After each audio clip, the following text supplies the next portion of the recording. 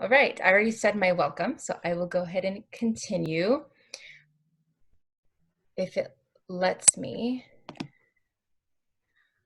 What is HAAC? So HAAC is the Highlander Abroad Advisory Committee. We are UCR's first HAAC committee, and this comes from the Highlander Abroad referendum. The Highlander Abroad referendum was passed in spring of 2019, where UCR students decided they wanted to give us $2 per quarter to support education abroad. This means that as a student fee, students are the ones to determine what happens to that money by serving on the Highlander Abroad Advisory Committee. So we're HAAC. Nice to meet you all. We're going to go over all of the HAAC members and we're very excited to meet you. So this money that you provide us to support education abroad, and we're very transparent about that. So we'll tell you exactly where those projects are and what you can look forward to in the future. Coming up next to introduce the HAAC members is a committee member, Imad.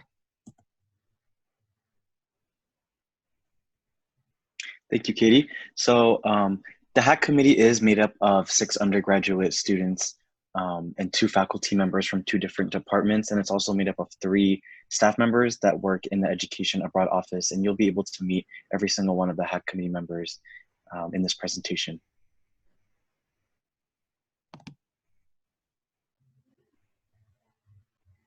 So to begin with intros, my name is Imad Joba. I am an alumni member now. I studied in public policy with an Arabic minor, and I also went abroad in the summer of 2019 in Barcelona, Spain. It's always been a dream of mine since high school to study abroad because I've never left the state of California. And so being in Barcelona, Spain, I was able to take 2 classes for the summer, and they actually counted for my major. And my favorite experience from studying abroad was being able to partake classes in a different culture, even if I don't speak the language, because the classes are taught in English.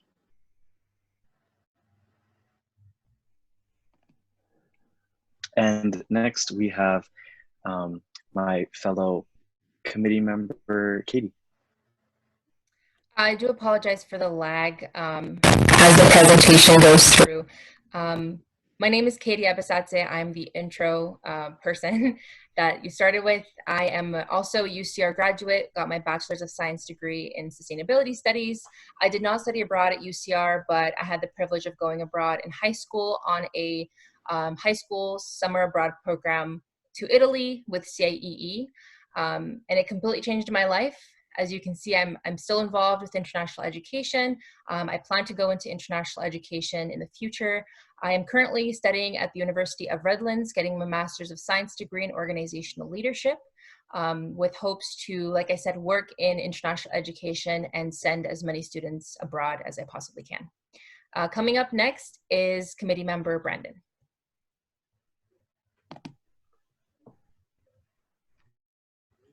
Hello, you guys. My name is Brendan Harvey, and currently I'm going into my 4th year at UCR. I'm a business marketing major with a minor in African American Studies. After I graduate, I'd like to begin my career in commercial real estate and obtain my master's degree in African American Studies. And then some of my favorite hobbies include reading, and then either watching the NFL or the NBA. And then a fun fact about myself is that I'm a really good Madden player. Coming up next is committee member Bianca. Thank you, Brandon. Hello, everyone. My name is Bianca Santelices. Oops, sorry. Can you go into the next slide, please?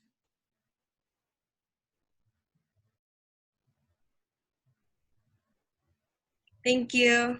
Hello, everyone. My name is Bianca. I'll be a graduating senior next academic year. One of the reasons why I joined the Highlander Abroad Advisory Committee is that I wanted to impart the lessons that I've learned when I studied abroad last summer at Oxford University. And one of the fun facts about me is that I can read 800 pages of a book in an entire day if you give it to me. Next up, I'd like to introduce Samir.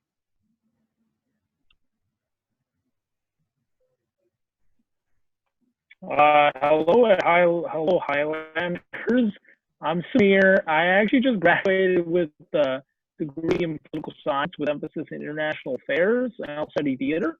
I actually studied abroad in like a place that was very close to my heart. It was Jordan. I did that 2 years ago, and you know, at the time I was trying to find answers to something that I don't think I'm going to get now. Just trying to go and learn a little bit more my culture. There's a lot to learn. It's common experience. Next I'll be introducing Lizbeth.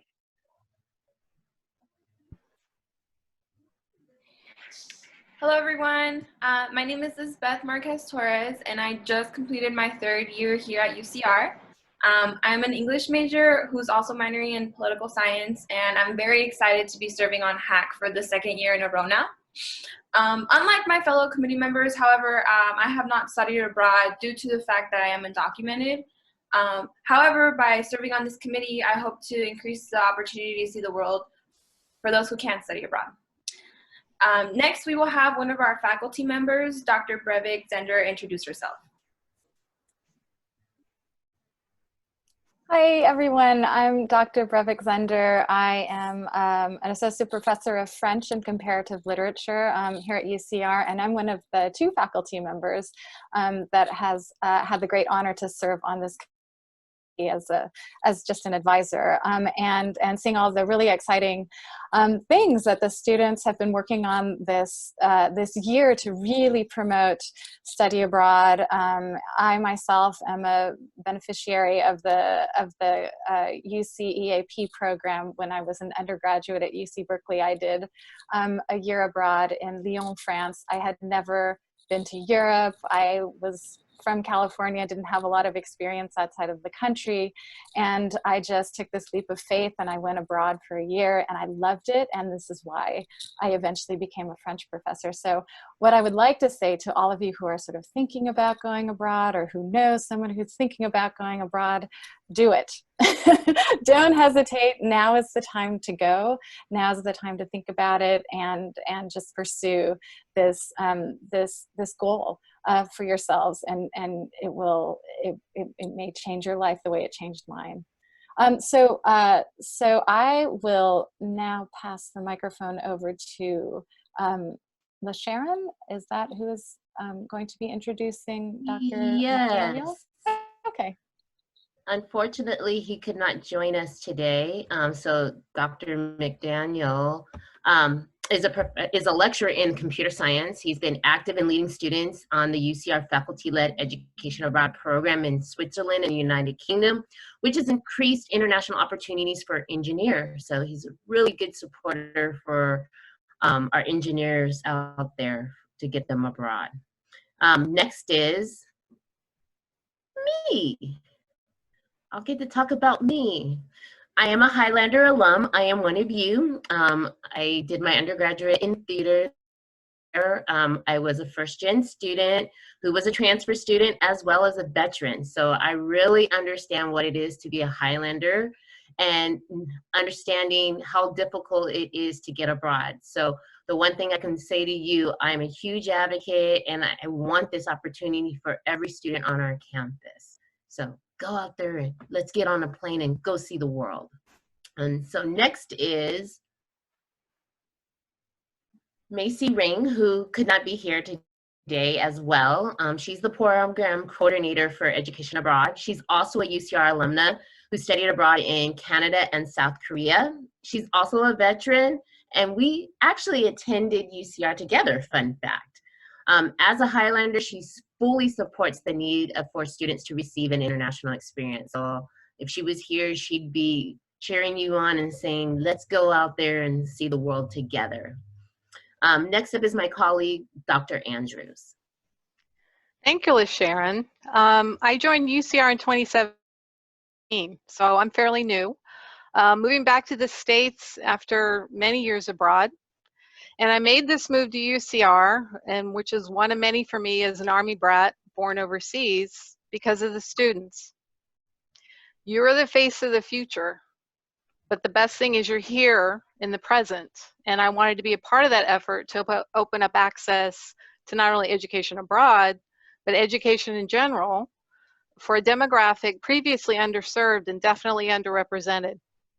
I care about this because I care about the common good. Sometimes we're better on our own, going it alone, doing our own thing, but other times we're better together because we can accomplish what one person cannot do alone. For example, on your own, you would definitely find it difficult to build a road from your house to school, right? Not going to happen, but taxpayers in California manage this quite well because we all chip in together to pay for those roads. Some of them aren't great, but they do work. Another common good arises from the $2 you contribute each quarter to support education abroad. This is new. The other UC campuses don't have something like this. That $2 won't buy much these days for you on your own, but multiplied by 20,000 plus students, it buys more. Like a travel grant to lower costs of a ticket to Japan. When the student who learns in Japan returns home, they return to a community better, and they make that community better. So what is a common good in action, and one you are now part of. So it's your $2, and we want to hear from you how you think it could be used to buy a world of good. But first, back to LaSharon, who will talk about what we've done this year with the fund. So with the Highlander Abroad Fund, our focus has been access and outreach. With regards to access, we provided travel deposit grants that allow students to secure airfare before the release of their financial aid. Additionally, we expanded programming options to allow students who are unable to travel internationally an opportunity to participate in domestic programs with a cultural focus. Had it not been for COVID-19, we had planned on providing passport grants, and we are hoping that we'll be able to do that next year. When it comes to outreach, we expanded our engagement through increasing attendance at our Winter World Fest through ice cream giveaways. We created intercultural events with the international students and increased our engagement with the ethnic and gender offices. Prior to COVID-19, we could see the upward trend of engagement and participation of students at our information sessions. And had the campus remained open, we would have exceeded our prospective students' number for the year. So you can see we're trying to do a lot to give back to the students with the money that you're contributing. And so I will turn this over to the next person to talk about how do you contribute? What do we want to know from you? Thank you, LaSharon. Now that we've provided you all with some basic information of who HAAC is, what our mission strives to be, and the projects that we've been able to work on this academic year, it comes down to a simple question. What would you like us to do with your $2? And at this time, we would like to mention that, again, our goal here at HAAC is to support as many students as possible. So please keep that in mind when writing your responses. And now feel free to pull out your phone, scan the QR code to fill out our survey so that you can tell us how you want us to spend those $2. One thing to note as well, anyone who enters the survey or completes the survey today will be entered in a giveaway. There's two $45 mystery gift cards that we're giving out today. So please go ahead and scan the QR code. It'll take you straight to our Google form. And it's only 3 questions or 4 questions. It's pretty simple, but it does mean a lot. So take some time and think about what you would like us to do with your $2. And the next slide is our thank you to you. This concludes the first section of our info night. Presented you all with our information. We are also on Instagram. We just barely recently started our outreach campaign, so follow us at UCR HAAF. We're going to be posting a lot more content next year, and email us at educationabroad@ucr.edu. If you have any general questions about education abroad, about HAAC, about what it means to give $2 to education abroad every quarter, we will be more than happy to take your questions. And yeah, please go ahead and ask away in the chat portion if you have any questions for us.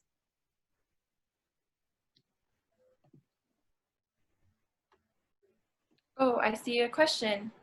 Evelyn said, would it be possible to reimburse the $2 for fall quarter since students cannot study abroad in the fall?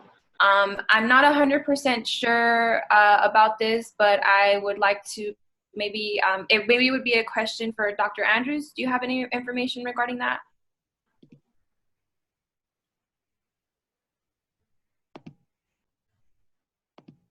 Dr. Andrews is having trouble unmuting herself, so let me fix that. I will Sharon? build this question. With this, because it is a campus fee, we cannot stop campus fees once they are in progress. We know there are lots of concerns between spring quarter, summer, and winter and fall not being on campus. Unfortunately, since students voted for the fees, your fees are going to continue. However, what we are doing is making sure everything that we're collecting is going back to help the students who are eventually trying to get abroad during the winter and spring term of next year. So although we won't be on campus, that fee will still be collected. And at this point, all fees will still be collected. Thank That you, was LaShawn. perfect. Much better than I would have said. Thank you for that question as well, Evelyn. I know as students, we have a lot of, there's a lot of confusion right now in terms of fees and tuition costs, so I get you. Are there any other questions?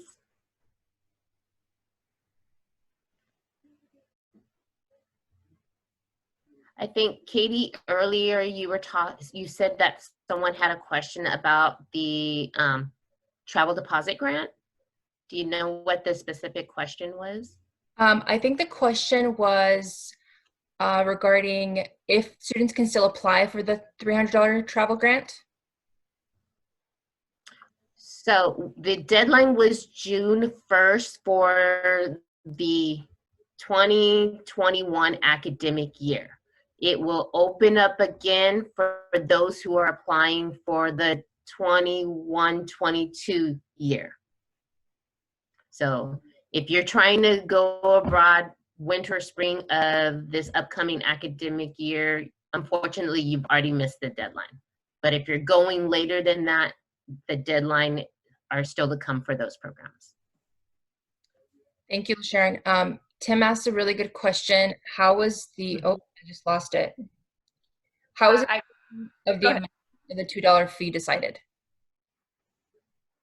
Could I answer the question? Yeah. Well, that's a great question, Timothy. It was actually decided by a campus plebiscite. I mean, it was decided at a campus election in the year 2019. There was every single year the student government holds elections, campus elections and stuff. And this was there were referenda that are attached to the ballot in addition to voting for officers for the student government. And one of them was actually to establish this committee and to collect fees. And there's an eligibility requirement that at least 20% of the campus undergrad population needs to participate in the voting process in order for referenda to be, to go through. So what happened was there was more than 20% of the electorate that showed up in 2019, and a majority of them having voted yes. So that's why we take $2. Thank you, Samir.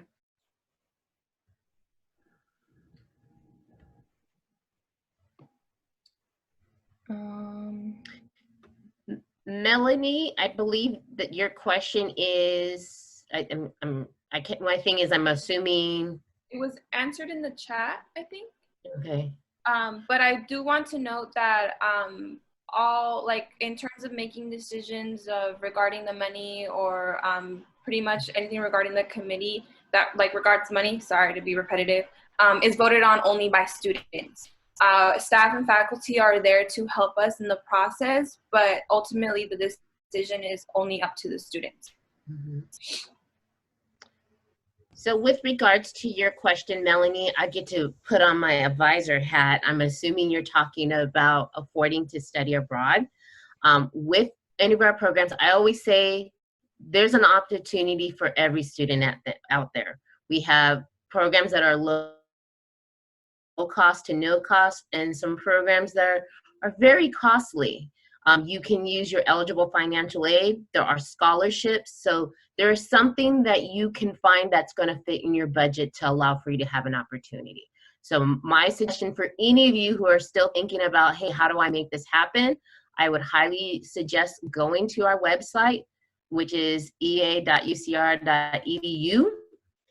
Log in, go to your My UCR Abroad portal, and start looking at the opportunities. Right now, the opportunities that are listed are only for the 2021 year, but coming later this summer, we'll start updating the information and the deadlines for the 21-22 year. So this can be done with some planning. If you'd also like to ask a question out loud, feel free to raise your hand and we will be able to unmute you if your question's too long to type in the chat.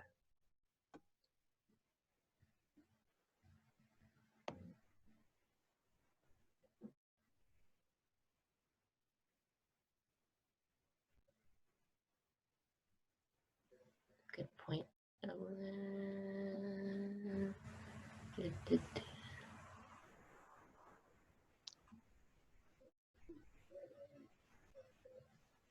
Yeah, I'm not sure of Evelyn's point.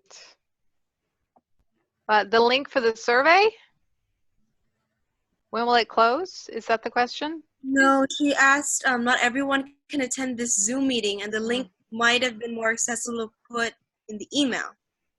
Oh, I get it. Sorry, Evelyn. I think Katie can change. Katie, can you do it, or am I going to have to do it because you had to make me host? She'd like to unmute herself too, Evelyn. Yeah, no one can unmute themselves, unfortunately. All right, I did it. I did it. Thank you. I just wanted to ask, how come y'all didn't put the link in the email? Maybe that way more students would be able to give you input. Because looking at this meeting, only like, I mean, not including the committee, but maybe like 10 students attended who are not part of it. So maybe that way y'all would have been able to get more input if you put the link in the email instead of providing it at this meeting. Or was the reason that y'all provided it in the meeting for it could be like a smaller number for the raffle gift card? That's an interesting question. Yeah, I just wanted to know the reasoning why the link wasn't added into the email. Because I know that sometimes committees do provide the link via email instead of like providing it in a group chat. I mean, the Zoom meeting. Yeah, so we didn't send the link in the email because we originally wanted the giveaway to be whoever participated in the info night. So after this info night, we will be sending out that survey. It's also on our Instagram as well, and we'll be emailing more students the survey, and they won't be included in the giveaway just because they didn't attend this info night. Yeah. Excellent, Iman. Thank you. That just gives you more chance, Evelyn. That's true. Well, I'm not really looking into winning. I just wanted to get information. But thank you for answering my question. That was very helpful. Thanks. Of course. Thank you, Evelyn.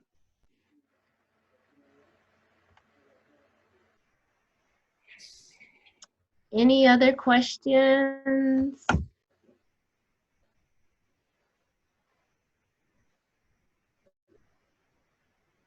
Any other comments or suggestions?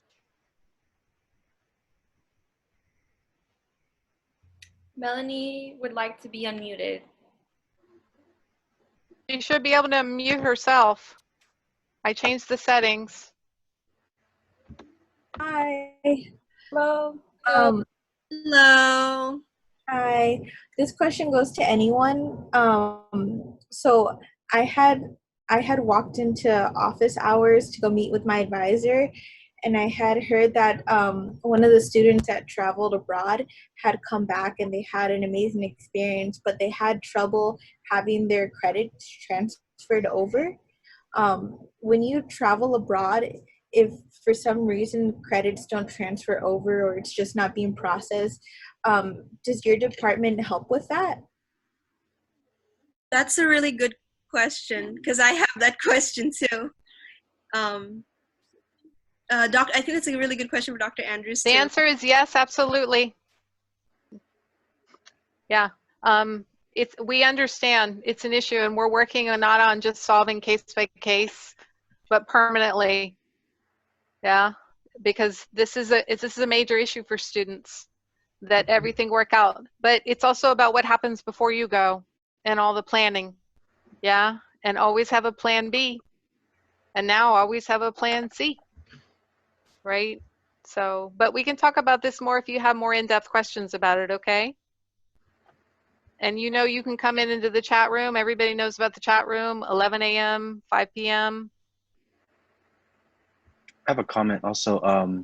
For the School of Public Policy, when I studied abroad last summer in Spain, 2 quarters before I studied abroad, I searched up my program's classes that were being offered, and it was a list of about 10 classes. And I was able to write down those classes on a form to my advisor that was given from the Education Abroad office. And she specifically looked at the syllabus for each of the classes and descriptions and signed off which ones will count for my major operatives, which ones will count for breadth courses, and which ones will count for my minor in Arabic. And so she was able to physically sign off which ones will count. So if I signed up for those classes in Spain, I was able to come back with getting those approved. And so I thought that was very helpful. And it was great for my experiences. This is to answer Sandy's question about, do I meet with my advisor before meeting with a study abroad advisor? You could do either or. For me, if you're going to meet with your advisor first, have a plan. Know what it is that you want to be taking so that it's a productive meeting with them. If you don't know that information, then I would suggest starting with the study abroad office to at least get you some foundation information before you meet with your advisor. Because irregardless of what program you're doing, you're still going to have to meet with your academic advisor so they can approve your academic plan.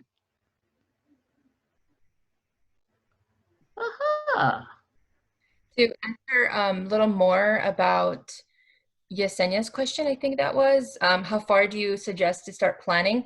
Like Dr. Andrews said, a year or even more would be great. We say 6 to 12 months, but especially now, it's good to plan ahead.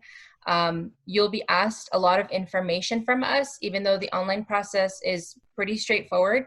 So researching, I think, is number one. Definitely research which country you go to, which program you'd want to do, what university. There are a lot of things to consider, what environment you want to be in, which term you'd like to go.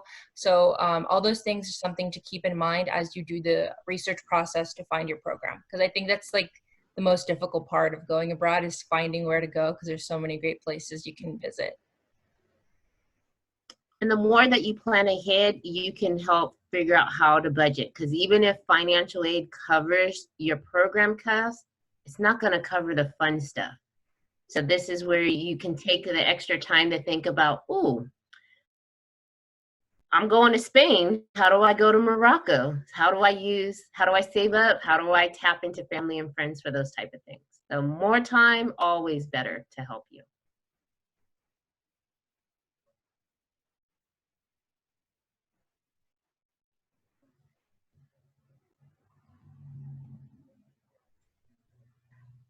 Timothy, that $2 is plenty. We're going to figure out how to stretch it. That's the whole point of it. It's a little bit. And it is set for 5 years, and 50 cents of it goes back to financial aid in return to aid. That's a regular tax on pretty much a lot, right? Yeah.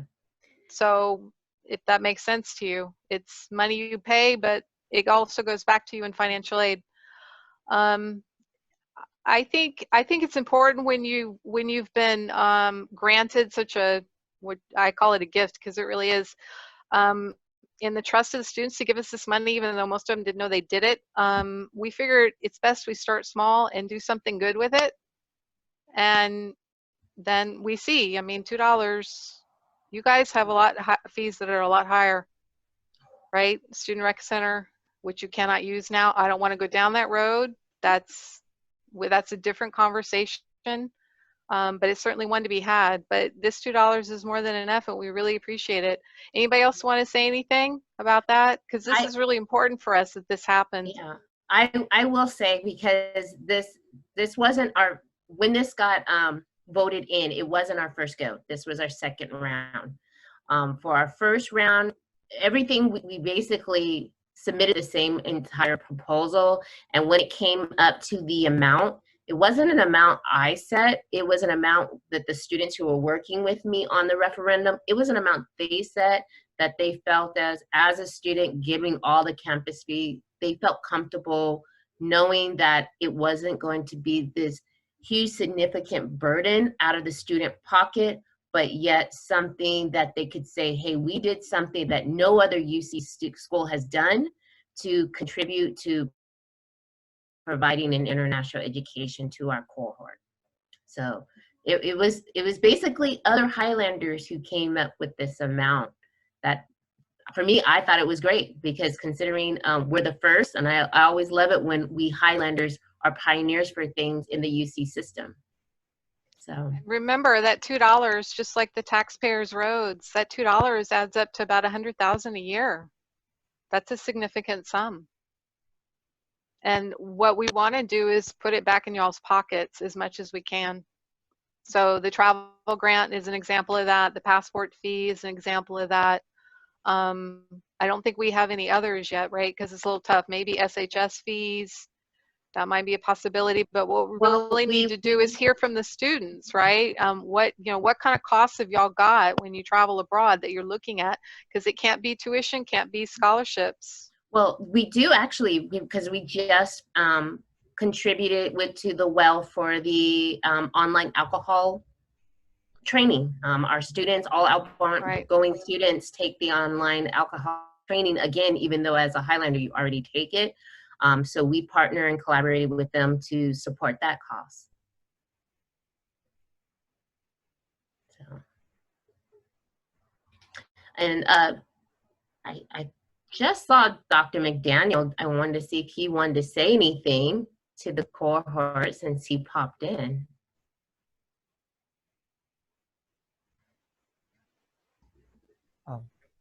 About the current question, or? No, about who you are. I did your introduction, but now that you're here, you could probably talk a little bit more about yourself.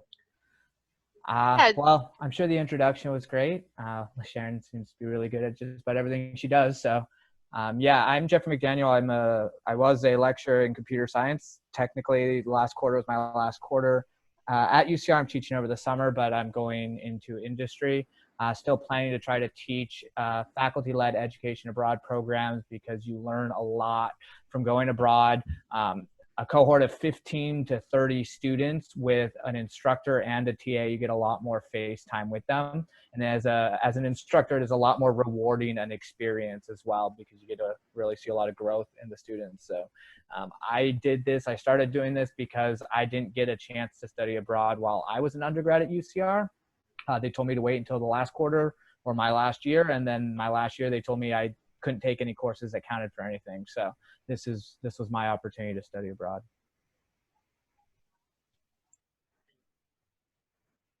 And next summer, Jeff?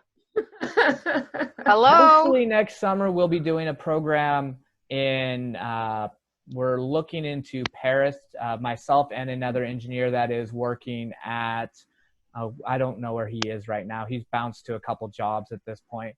But myself and another instructor, past instructor in computer science, that's now a full stack engineer at a startup, I believe, are looking to do a program in Paris, hopefully, and even teaming up with an instructor from bioengineering to sort of do a joint program and get a lot of engineers out to Paris to experience the culture out there. Hence the Eiffel Tower there we were exploring. Cool. This is a comment to Jeff from Melanie. Not a question, but praise for going without coffee through grad school. From Melanie Yesenia. Yeah, I have a crazy amount of energy, and it's not always a good thing, but it definitely helps when you don't like the taste of coffee. Of the students on the committee, are any of you CNAS majors? There's a question about that. Yes, so I personally am not a CNS major, but I'm in a pre-health organization with a colleague of mine. She studied abroad last fall she's pre-optometry, so she's pre-health, and she was a biology major. And she studied abroad in Australia, and she was able to find classes that fit her major requirements. And so she studied about all for a fall quarter. And so in Australia, that was a semester program. So it is definitely possible. You just have to find the right program, country, and classes for your path. And Michael, I don't know if you asked that question because you are a CNAS major and trying to figure out how do you fit this in the plan. I will say that CNAS and BCOE over the last several years, it's been very tough for those students to try to figure out how do I put this in our plan. Over the last year or two, we have made some significant strides of working with the academic advisors of how to fit things in our plan.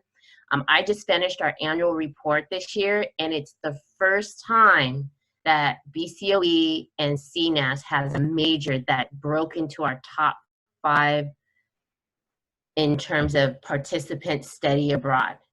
And I've been on campus going on 14 years, so this is the first time they've ever broken with one major into the top 5 of having a major going abroad. So for me, that's a testament that the academic advisors do find value in international education, as well as the students finding how to make it work.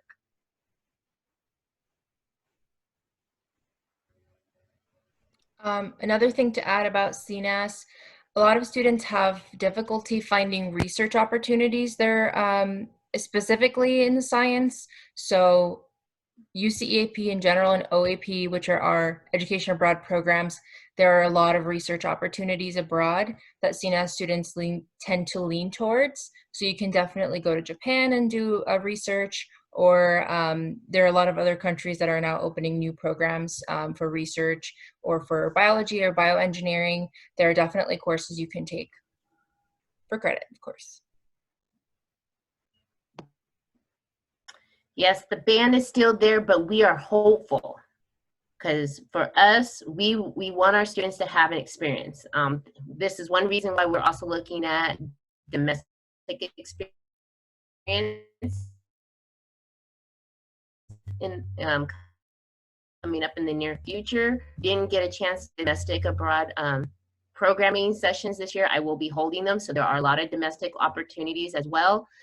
Additionally, there are new virtual opportunities that are opening up to students. So even if we're not able to get on a plane in the upcoming year, there are still going to be opportunities. Interesting enough, I just had a conversation with one company who did 12 countries as a virtual program this past spring. So literally, they literally had their students, 100+ students, virtually go to 11+ countries. So for me, you may not even get to 11 countries while you're on your study abroad. So imagine virtually being able to have that interaction, and a meaningful interaction, even though you may not have gotten on a plane. So we're going to find ways to still allow for our students to be internationally engaged. Safely. Safely, definitely.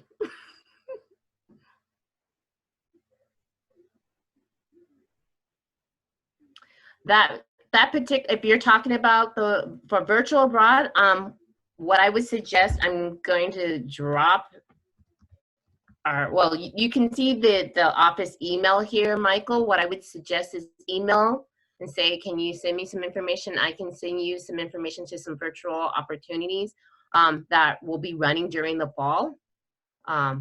It may not specifically be that particular one because I don't know if they're going to be running an option like that for the fall, but I will be able to connect you with other opportunities that are virtual.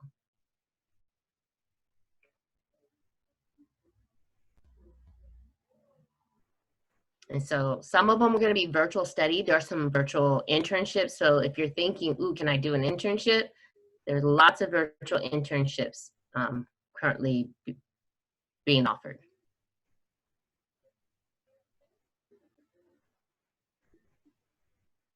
Any final questions?